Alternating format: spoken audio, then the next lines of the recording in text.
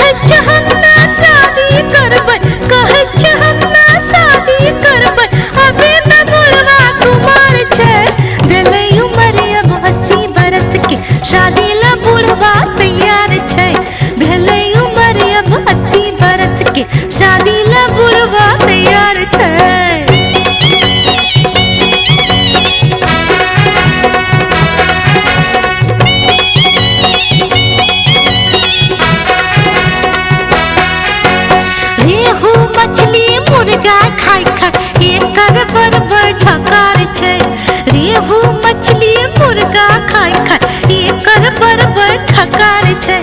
25-30 बरस के छोरा 25-30 बरस के छोरा एकरा सामने बेकार छै। भेले उम्र अब 80 बरस के शादी ले बुढ़बा तैयार छै।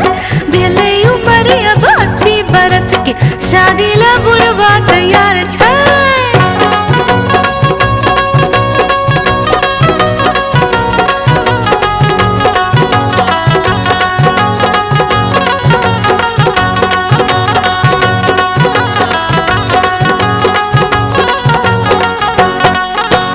ब्रासलेट धोती मलमल के कुर्ता गला में बांधे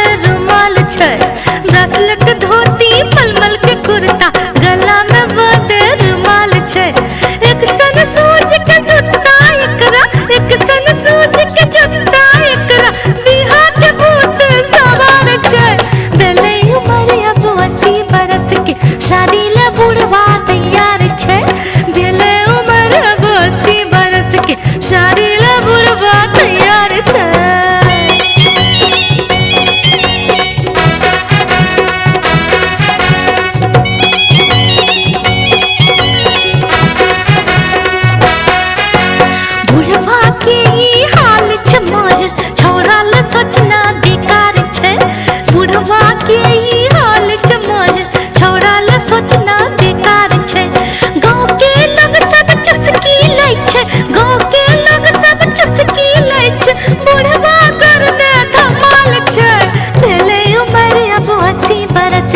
शादी ले बुढ़वा तैयार छै। भेले उम्र अब 80 बरस के शादी ले बुढ़वा तैयार छै। 20